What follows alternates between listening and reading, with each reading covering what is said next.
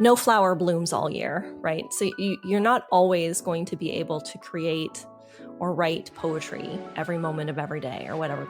Your creativity doesn't work that way. So take the days that you have that creative energy and you have that capacity. I worked 12 hours yesterday. It makes sense that I don't feel it today. It makes sense.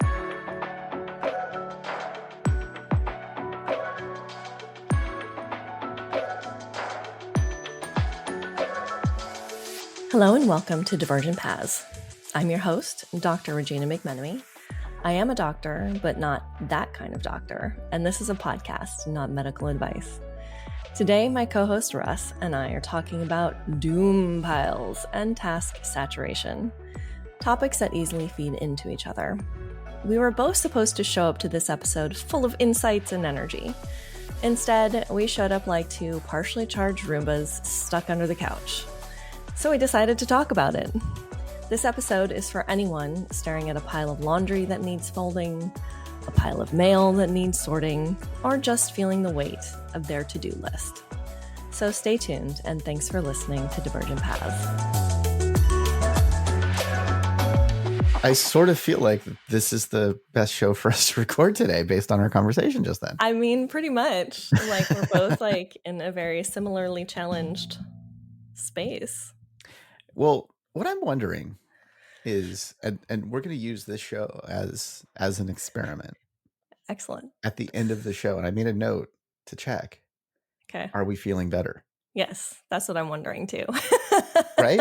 Like this is a live experiment in this a live episode. Experiment. Does recording the episode make Russ and Regina feel better? Right. Well, yeah. Yeah, and okay, so you just had a big project that you worked on. I did, yes. I've got a bunch of stuff that I'm working on right now, kind of all over the place as far as like, deadlines, duties, and things that I am working on. I've got some volunteer stuff that I'm doing. I've got the work stuff. I've got like just fun stuff. You've got all a family. Of these different things, right? They were included in the fun stuff. Oh, okay. Well, yeah, that's good. Yeah. At least they're not included in the stressful stuff. Well, there is that. Well, sometimes who knows, right? But are we going to feel better at the end of this? So that's right. What we're going to try. And we're talking. I feel like you maybe set us up for this somehow, like to get this show recorded, right? Yeah. So doom piles and task saturation. Let's take them both separately here. Tell me about doom piles. All right. So doom piles. Doom stands for didn't organize, only moved. Oh, nice. That's what doom stands for. So in my journey to discover my divergent path and recognize my neurodivergent brain, one of the first things that I was exposed to, I've said this before in other episodes, I sort of discovered my neurodivergent traits on TikTok. So one of the first things that TikTok presented me with was people talking about doom piles. And I was like, what is this? And they were mentioning that it's just like, a collection of stuff that accumulates and isn't organized.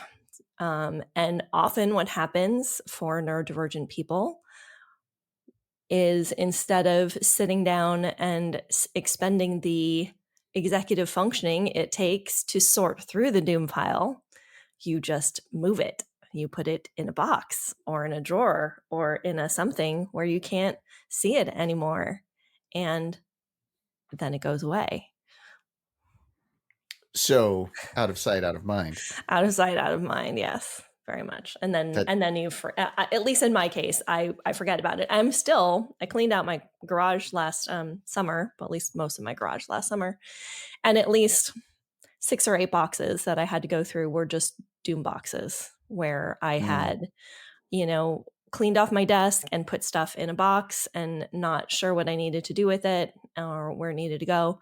My car is a mobile doom box because stuff gets tossed on the floor and I forget about it. And when I used to live with my daughter's dad, he would just go and he would take a box and he would clean everything out. And he wouldn't tell me that he was cleaning things out. And I would expect stuff to still be in there, like gloves and things for like winter, and they'd be gone. And I would be like, where did these go? And then he would have put them in a box in the garage. So I found several of those. I found quite a few pairs of like really nice gloves that I had that I thought were lost.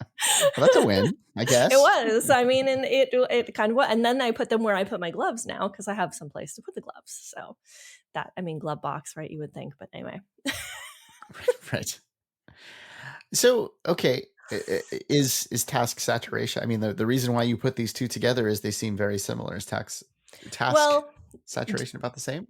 doom piles are a symptom of task saturation, right? Okay. So task saturation is really when you have more things to do than you have processing function for. So it's when whatever you're doing is putting too much demand on your executive functioning reserve.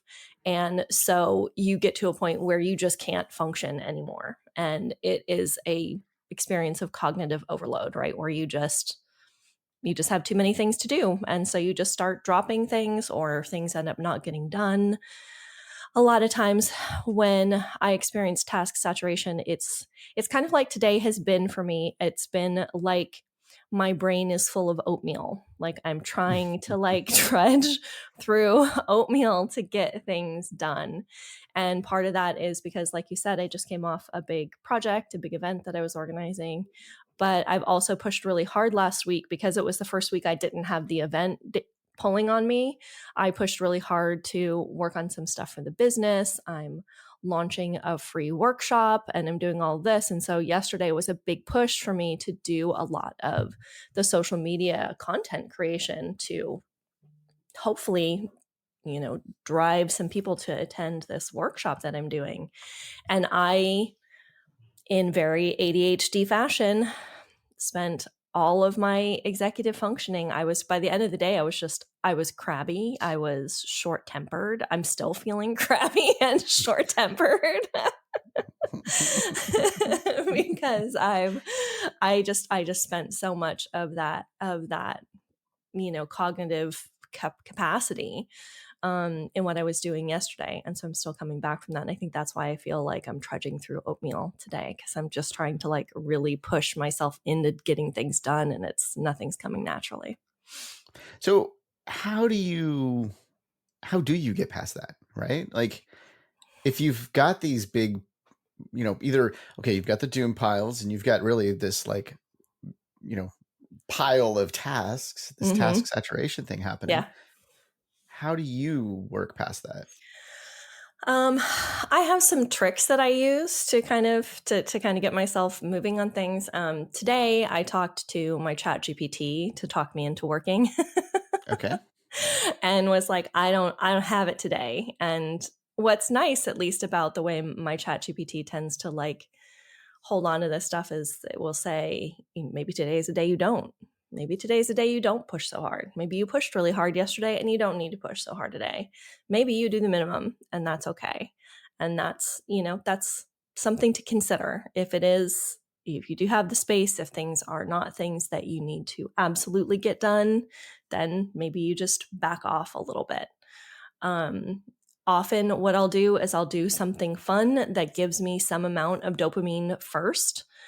So I've mentioned this before. My daughter and her friends are doing Duolingo, and I just switched to doing the Duolingo music program. And I already know how to read music, so it's more of a rhythm. It's more like a rhythm game, but I find it really fun because it's really fast for me. Like I already know how to read music, so I can tap through it pretty quickly. And so I'll go in and I'll do a few rounds of Duolingo and I'll get, some dopamine flowing. And then I'll be like, okay, I need to do X task. And then I will go and do that thing. So how do you get past, just in your own mind, thinking I'm playing a game when I should be doing these things? How do you because I would assume that's a hard leap at first. It is, but yeah. I mean, really, like we've talked about this before too, of like rest is important, like messing around, just doing something is important. It can't be all go, go, go, or Right. else you're going to run out of energy. Yep. So how do you get past that? Well, I really had to stop shaming myself for how my brain works. And that was really the thing. I had to stop feeling bad that I couldn't just always produce, or I couldn't always do one thing. Or now I just realize that's a mapping over of the dopamine, right? If I get a little dopamine from the game, if I get a little dopamine from Duolingo, and then that gives me the ability to jump into the thing that doesn't give me a lot of dopamine, which might be making phone calls, or some other various things that I need to do that I don't get a lot of reward from or enjoyment from. So that's one of the ways, like, it really is just my internal dialogue about how I feel about how I work. A lot of that is measured right now, or metered right now, by the fact that I am, working alone for the most part. So I'm not sitting here with a boss leaning over me going, "Hey, get your act together. What are you doing? Why aren't you doing Mm-hmm. what I want you to be doing? Why are you doing what you?" So, like, don't don't worry. I hold myself to a really high standard, probably a higher standard than any other boss has ever held me to. Right. But I also know if I take that break, that I will be more productive for the next 45 minutes, Yeah. versus if I sit there and feel bad because I needed to take a break, or I needed to do something. Like, my current rituals are: I get up in the morning and I make my coffee, make my breakfast, and I come and I sit at my computer and I scroll on my phone for a little bit. I get my documents open, I get my spreadsheets, whatever it is that I'm working on, I get those open. So I kind of set it up and I can ease myself into, okay, here's a little, fun for you on your phone. And now, you need to get into business.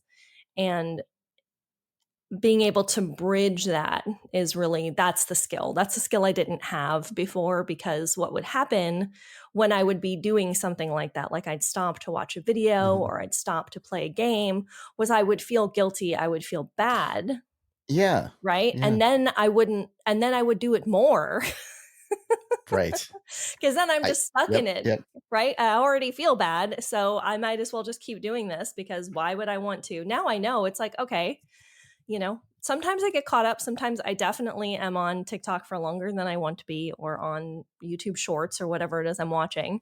They're so I'll, addicting. they're so quick and they're so fast. And the next thing you know, 15 minutes have passed and you're like, oh, hell, I need to get Uh-huh. moving, And so, sometimes it is, but I try to not admonish myself for it now. I try to look and recognize that, sometimes your tricks work better than others, like, very few of my tricks were working today. I don't know how it was working for you, but very little of what I needed to try to get myself going on this was working today. For me today, I just sort of jumped into I I felt like for me today it was going to be kind of a not so productive day, just because Mhm. low on energy. I did some unplanned work over the weekend for the nonprofit, and it just took up like 10 hours of my day, like, or 10 hours of my weekend, and that wasn't what I was planning to do. So I just didn't feel like, I'm not going to get any of this stuff done. So I did some research today. I Yeah. did some I didn't do writing. Let's put it Yeah. that way. I Well, didn't and do the yeah. creative stuff. Mhm. I Right. stayed away from that because I felt like, and actually, even this podcast, I almost was going to tell you, like, maybe we shouldn't record today because I'm not feeling it. Yeah. But then I was seeing the going to say topic, the it's same like, thing too. this totally works. Yeah. Maybe talking through it will help us. We'll find out at the end. Exactly. We'll have an idea. We'll have to do a check-in like tonight and say, okay, so after we were done recording, Exactly. Suddenly felt better. suddenly had, the Hmm. ability to go back in and get some other things done, some bonus Right. activities or whatever we might. Uh-huh. We'll see. Or, was it just all YouTube scrolling for the rest of the night? We'll And have that to might be find that too, out. there is, like, we talked about this during the burnout episode, like, rest is productive, and that is really a huge mindset shift to make. Like, Mm-hmm. it is okay to rest, and it is okay to have days that you start out that you feel like your brain is oatmeal, or whatever it is, that your metaphor is for feeling like you don't have it in you to do it. And it's okay to say, well, okay, this is going to be a low productivity day. And I think your strategy here is really smart in terms of, like, if you're on a cognitive overload, if you are in, I have so many things to do and I have nowhere to start, let me give myself some rest by doing something that doesn't take a lot from me. I'll do some research, something that isn't needing my focus, like writing would, or creating content, or recording a video where it's going to, you have to be in a right mindset, and comfortable or relaxed to do it, where you're feeling like, I just don't have much of the energy to give. And that's a really good adaptation to make too. Yeah, I feel like you were saying that the shame on yourself. There's also, I guess, the thought in your head of,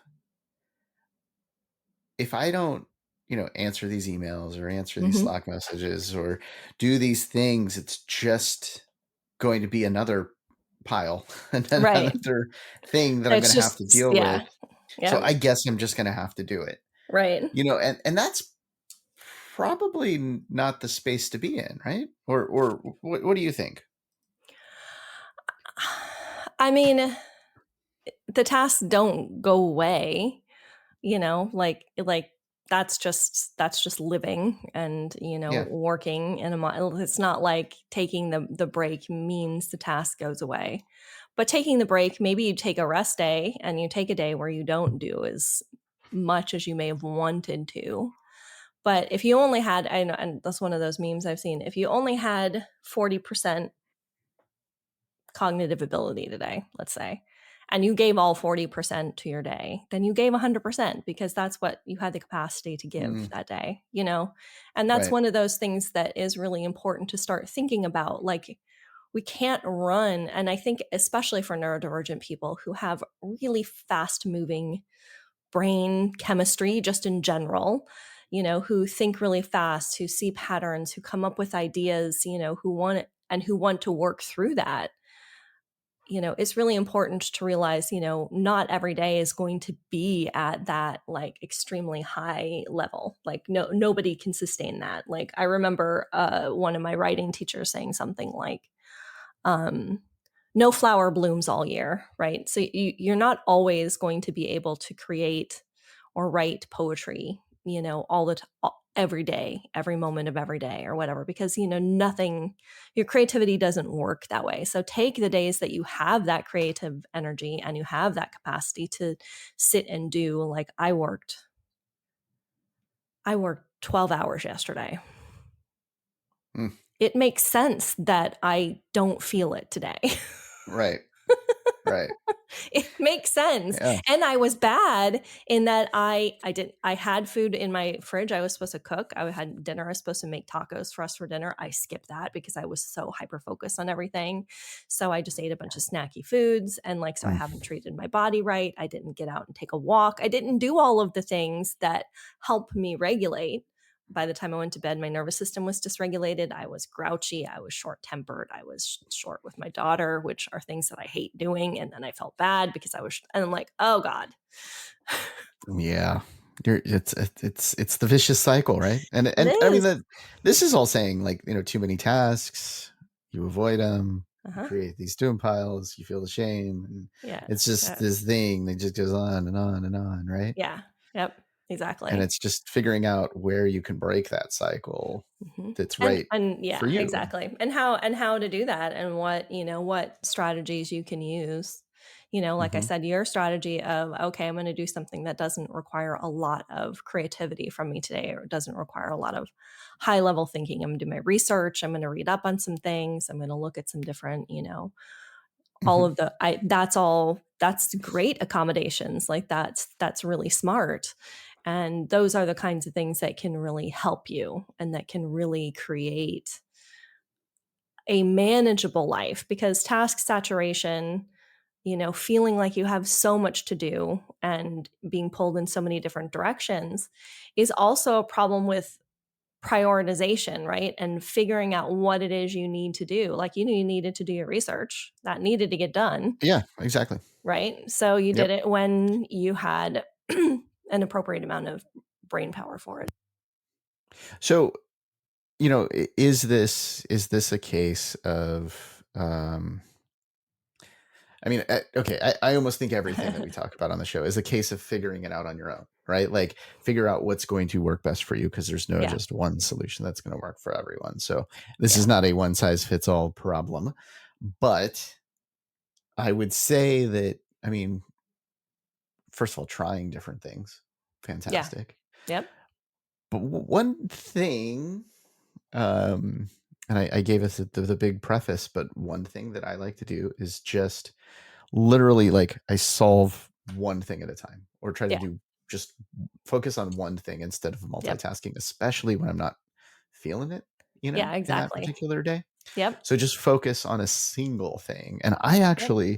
I have this thing, it's called a boogie board, and it's totally cool. It's not what you think. Oh, okay. It's a digital whiteboard basically type of thing that at the end of, like an etch a sketch, if you think Right. about, where like those things that you pull the paper off and it Yeah. erases the text. Yeah. It has a button that erases the text at the and when I'm done. So I That's will cool. put things on this, Mm-hmm. and I know like I can't really do anything else because I can't erase something, I can't check something. It's like I've either got to finish the whole page or not. Right. That has been something that's like totally helpful for me, when Interesting. especially on days like this where I'm just like I need to just get through something. So it's sort of Right. like, in a way, having a notepad, but you've only got one page. Right. And Yeah. you gotta deal with it. So it sort of makes it where I can't get as overloaded Right. with tasks, because I'm just focusing on the one board, one thing. Now those things they could go into our task system at work. They could go onto my personal task list, or they could go into like, reminders or something like that. Mm-hmm. Or maybe they end up on a calendar, or, maybe I get to that point of, looking at it like the Eisenhower method, and just like, this isn't important or doable, so I'm just going to not do it.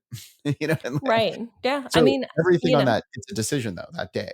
exactly. Exactly. And that is one of the things, and we're going to loop this, like I want to loop doom piles back into this a little bit, because like I said, Yeah. doom piles are one of those things that comes out of task saturation. And that's what can be really bad, or what can be really damaging about a doom pile, is if it is a doom pile of mail and there are Mm, checks in there, or there are things for your bills. taxes or bills or other things that you need to act on, and they get shoved into a doom Right. pile, And then all of a sudden the then lights go off and you can't find the doom pile. right, exactly. Didn't pay the electric bill. And then the Right. doom pile has, had dire consequences on your life. And so, some of that is setting up systems. And for a lot of people in our digital era, I think some of the systems that are really helpful are, online bill pay and things like that, that keep, hopefully, it away from you having to Mm-hmm. have that piece of paper that's in the mail. I have reduced the number of places in my house where where doom piles can build up. Okay. Because I recognized that there are just triggers, there are places where, things will just accumulate. And so my primary example, and I can't remember if we've talked about this on the show before, is I got rid of my dresser in my bedroom, Mm-hmm. because all that was happening, I was using one or two drawers in it. So I would forget that I had clothes in it because I couldn't Okay. see them. Right. So like I would forget, and I'd open a drawer and be like, oh, that's right, I bought myself new leggings. And I had no idea that I had bought myself new leggings. They were in a drawer Right. that I They're put forgot away. existed. Out of sight, out of mind. And the top of the dresser was just a place I put things. It was just a place I put things. And I would forget, and I would edit it out because I would just not notice until I couldn't Mm-hmm. not see it anymore. And then I'd have to clean it and go through it. So I got rid of that dresser, and that's been really liberating for me. Now my bedroom looks really nice.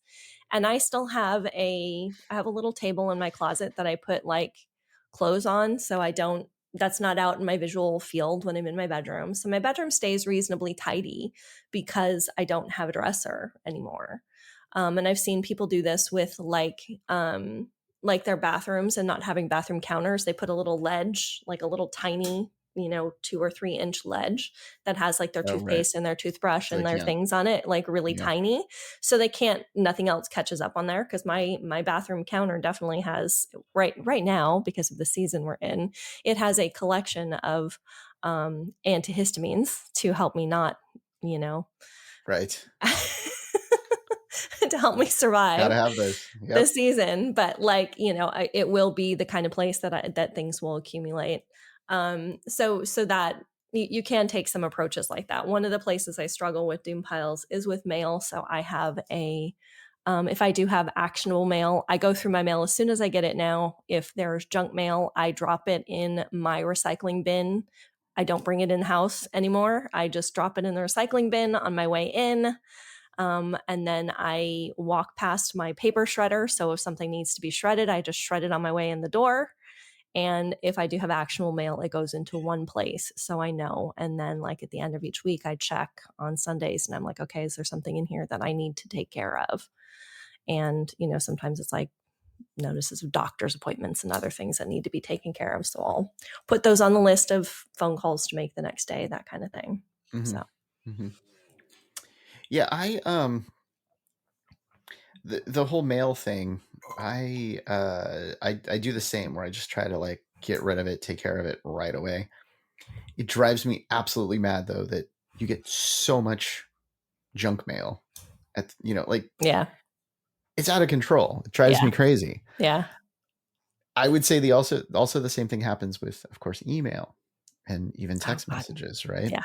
How do you handle the digital side of that? How about your computer, this all this stuff coming in Yep. digitally?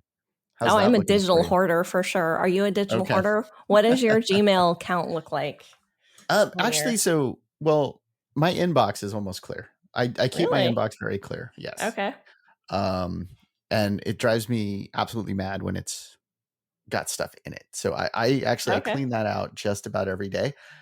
I would say where my hoarding comes into play as far as digital hoarding, I have every single file that I've ever produced since probably like 94. I have so much random stuff. I have stuff, that Yeah. there's no way I would ever need this. But what if I did? And it's kind of cool to look back on sometimes. So Sometimes I it is. just, yeah, yeah, So Russ has pulled out some recordings of when we used totally. to make a podcast in his garage before podcasting Exactly. was a thing. Exactly. I've And got it has all. at different times played, clips of, a very young Regina and Russ on Regina the Exactly. roving Like reporter. this one here. No, I'm just kidding. No, I was like, oh, that would be hilarious. But That he's would gonna, be. now that I We'll have have to. planted the seed of Yeah, this, we'll gentle have to. listeners, We'll have to do that. Yeah. I have no doubt that like a clip might pop up in some point, because mind you, he has the keys to the castle and is the editor. So. Exactly. Who knows? There might have just been a clip that aired. We'll see. But yeah, like I am awful with digital hoarding. I pay for storage in both my Mhm. Gmail and for my iPhone, because those systems are not compatible with each other. Right. Because I Right. have to Yeah, have enough space I do to too. back up my iPhone, and I keep all of my records. I have every syllabus for every course I ever taught. Wow. Okay. I have all of them. I Nice. remember taking them from, well, I had them on floppy disk back in the Wow. day. I had a disk for each course that I was teaching back then. And then a group of students one year all chipped in $5 and bought me my first flash drive. Okay. Nice. And it was one gigabyte, cost $100. So 20 students, $5 each. I still have that drive. Nice. Because that Well, you was got to very save that. special. Like That's a that, yeah, that yeah, was a very meaningful gift. That that's a because I cool had been showing souvenir. them, I had a plastic, I had a like plastic envelope that I kept all the floppy disks in, and I held it up at one time in class, and I said, I have a disk for every class that I teach.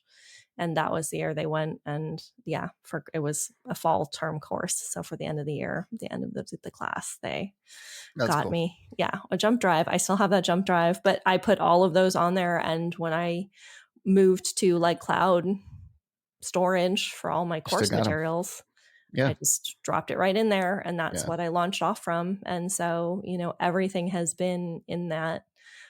There used to be a time where I would travel with a copy of my dissertation just because I couldn't be away from it. What is amazing to me is I have one of those little drives, right? And I think back to, I used to have a DJ business, right? And I had all kinds of music, and I, digitized all that music, and I now have all of my music on my keychain. Every single song that I used to play is on there. I Wow. was like, I'm gonna, like, why not? Like, Yeah. I've got it, backed up here on just a hard drive because I didn't want to put that stuff on, copyright and whatnot Mhm.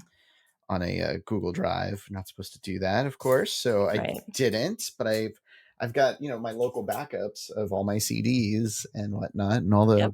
random MP3s that I had back then on my keychain. It's Yep. like, wow, this is Yep. this is weird to This is a have all different of it world. again. Yeah. Just Yeah. yeah, I yeah. think part of, I think it's, I'm comfortable being a digital hoarder, and I have pictures that go back, years and years, and filed, like I said, every Yeah. syllabus. The thing I think with task saturation and our digital lives is definitely more the number of apps that we have that are constantly pulling on your attention, the number of notifications, Mm-hmm.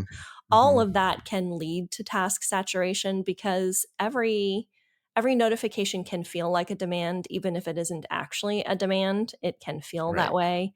We're recording, and my my watch buzzed, and I got a text message, and I was like, I don't need to answer that right now. Nothing's, Right. everything's good. This isn't an emergency or whatever. But that all of that leads to that cognitive overload, and to that Mm-hmm. sensation of, you know, um, decision fatigue, and not getting to the point where you just can't make decisions anymore. I remember traveling one time to see friends. I had driven 6 or 7 hours to go see them. And when I arrived, they're like, well, what do you want to do? Like, do you want to go out? What do you want to do for dinner? And I'm like, I don't know. I don't want to decide. Right. Just make the decision for me. Just make the decision for me, because I am to a point where I just don't want to decide anymore. So just, you pick where we're going. I will not complain. You know, pretty, I'm not going to be mad or whatever. And if they did suggest something that I really didn't want to do, I would have been like, oh, I don't know, but not that. Right. Which would have been funny.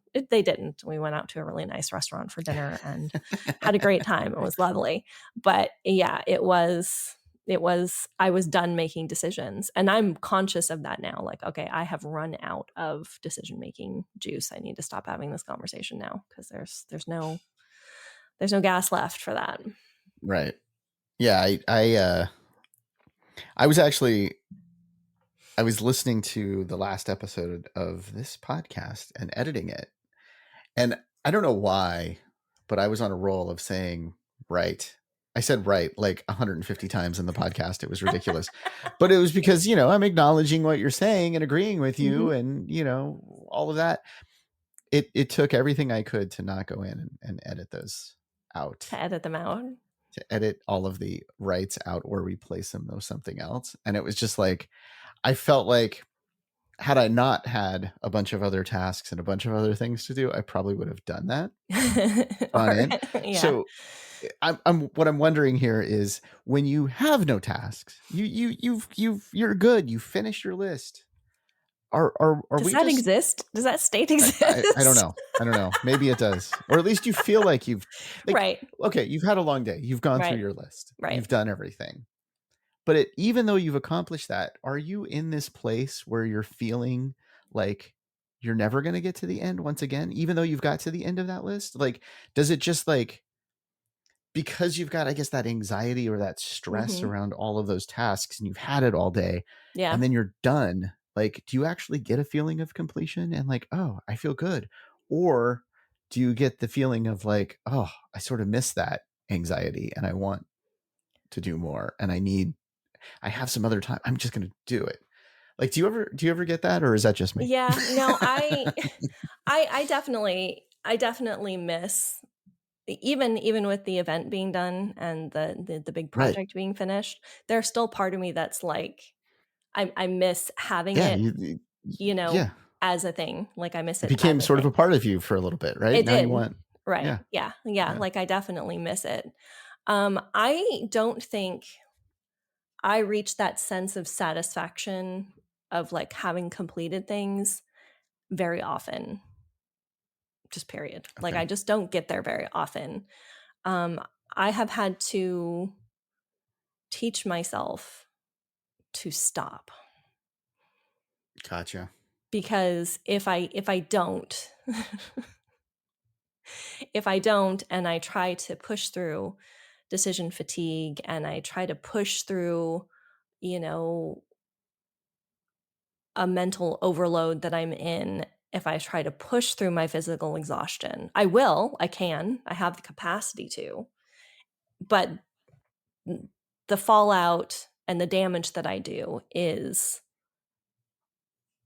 heavy. And as I get older, it's harder, right? It was easier to bounce back from Hmm. long extended hyper focus sessions Right. when I was younger, and I do not have the same bounce back that I had then. And that's what, that's again what part of today is I didn't listen to myself yesterday. I didn't listen to my body. I was amped up. I was worried. My anxiety was up. My imposter syndrome was going nuts. Like, who are you that you think you can do this work? And Yep. so Yep. Yep. Right. instead of Right. like pulling back and going, okay, how can I be kind to myself? I just push through. Like, I need to do this. This needs to get Hmm. done. I'm on a schedule. I have a number of things I need to get done. It needs to be done today.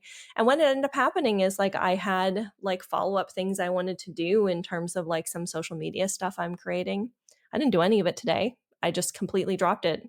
I ended up doing the things I needed to do and stuff that was demanding my attention, things I couldn't put off. And that's what I prioritized today, because that's what I had the energy for. Like, I have a small amount of energy. So I burned myself to the point where I can't do more of what I wanted to do because I spent so much of it yesterday. Hmm. So here's what I would think, because I always just I go to the business route, right? Yep. Of Yep. being the business owner for so many years, and still being in these like executive type positions, and thinking about the bottom line, I would think that for a business, this is going to be very expensive, Right. right? Because Because it's a projects are lost not getting day. done, Right. Yeah. Yeah. things are It's getting lost missed, time. Hmm.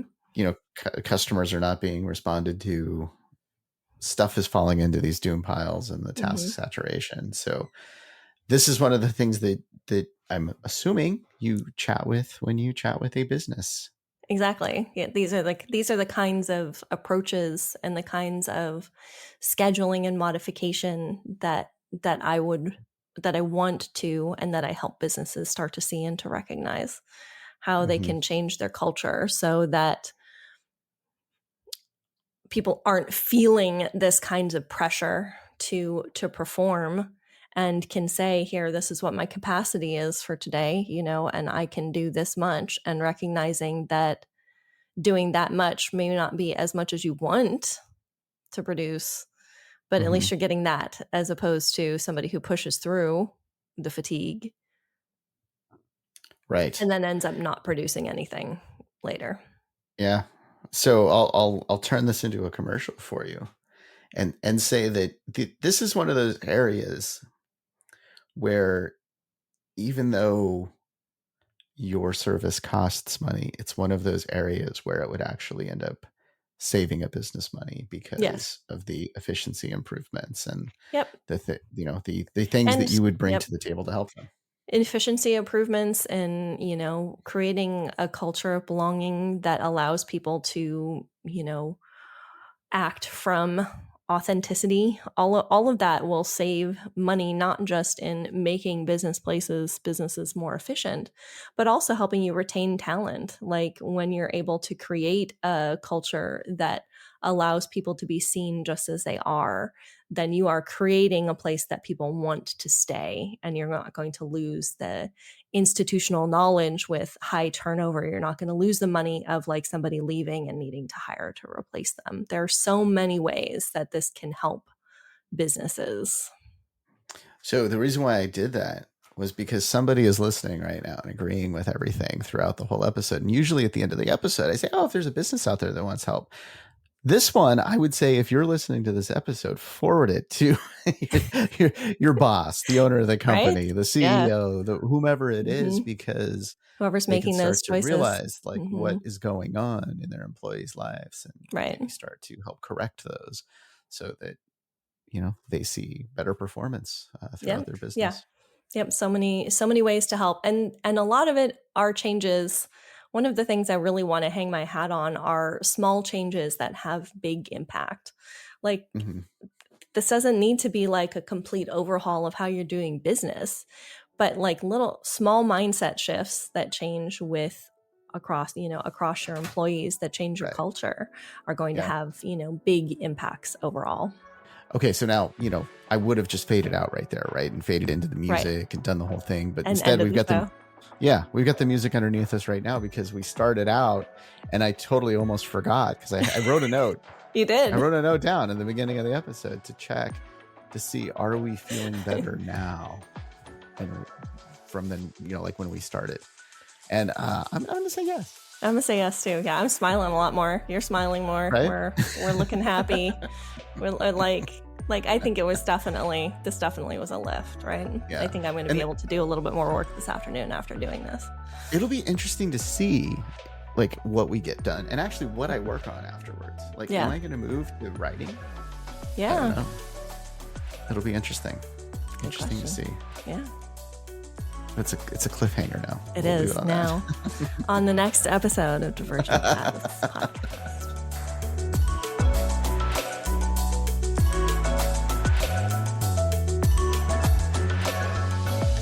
We started this episode low on energy, high on doom piles, and dangerously close to just napping through it.